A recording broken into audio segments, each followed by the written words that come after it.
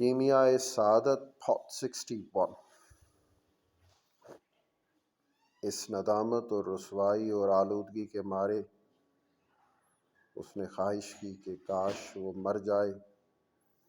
اور ڈرا کہ ایسا نہ ہو کہ میرا باپ یعنی بادشاہ اور اس کی فوج و سپاہ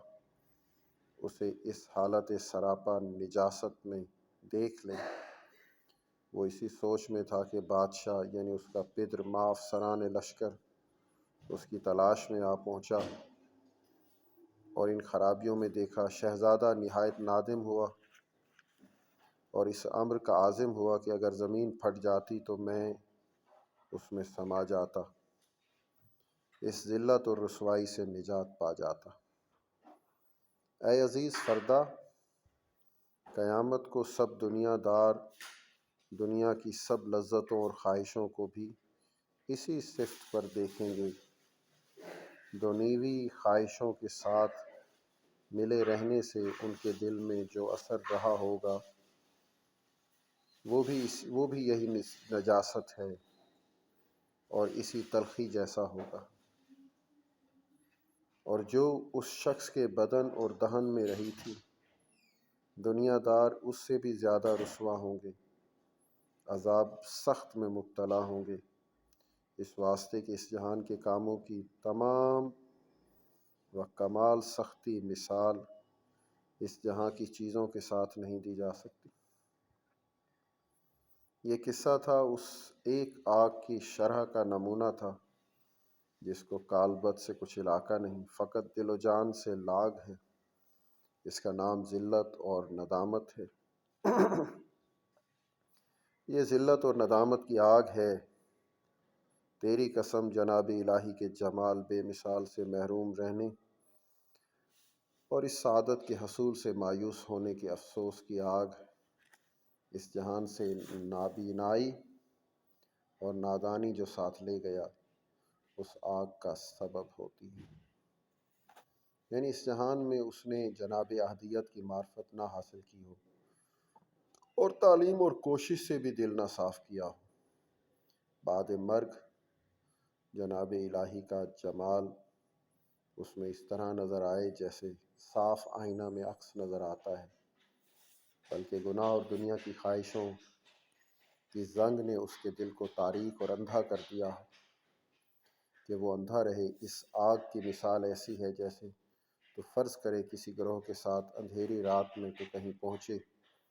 وہاں بہت سے سنگریزے پڑے ہوں اور تو ان کا رنگ نہ دیکھ سکے، تیرے ساتھی تجھ سے کہیں جتنے اٹھا سکے ان میں سے اٹھا لے، ہم نے سنا ہے ان سنگریزوں میں بڑا فائدہ ہوتا ہے، جو جتنے اٹھا سکتا تھا ان میں سے اٹھا لے جاتا ہے، اور تو ان میں سے نہ لیوے اور کہے کہ یہ پوری حماقت ہے کہ سردست اپنے سر بوجھ لوں، خدا جانے کہ کل کو یہ کام آئیں یا نہ آئیں۔ پھر وہ سب ساتھی تو بوجھ باندھ لیں اور چل نکلیں، اور تو خالی ہاتھ ان کے ساتھ رہے، ان پر ہنسے اور انہیں احمق سمجھ کر ان پر افسوس کرے اور کہے کہ جس کسی کو عقل اور فہم ہوتی ہے وہ میری طرح آرام و اطمینان سے جاتا ہے، اور جو احمق ہوتا ہے خود کو گدھا بناتا ہے، طمع باطل سے بوجھ اٹھاتا ہے۔ پھر جب روشنی میں پہنچے اور دیکھیں کہ سب سنگریزے یاقوت سرخ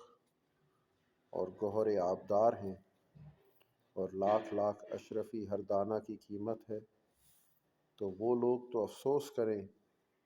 اور زیادہ کیوں نہ اٹھا کر لائے، اور تو اس دھوکے اور دغا سے ہلاک ہوگا۔ تیری جان میں اس حسرت کی آگ لگے گی کہ میں نے بھی کیوں نہ اٹھا لی۔ پھر وہ لوگ ان جواہرات کو بیچ کر تمام دنیا کی سلطنت لے لیں اور جیسی نعمت چاہیں کھائیں اور جہاں چاہیں رہیں، اور تجھے ننگا بھوکا رکھیں اور اپنا غلام بنائیں، اپنے کام کا تجھے حکم دیں، ہر چند تو کہے کہ ان نعمتوں میں سے کچھ تو مجھے بھی دیجیے۔ اللہ تعالیٰ کا قول ہے قرآن مجید سورۃ الاعراف پارہ 8 آیت 50، بسم اللہ الرحمن الرحیم، افید علینا من الماء او مما رزقکم اللہ قالوا ان اللہ حرمہما علی الکافرین۔ ترجمہ: جنتیوں کی خوشامد کریں گے اور یوں کہیں گے، بہاؤ ہم پر تھوڑا پانی یا جو کچھ اللہ نے تمہیں روزی دی ہے، اور وہ جواب دیں گے، تحقیق اللہ نے دونوں چیزیں کافر پر حرام فرمائی ہیں۔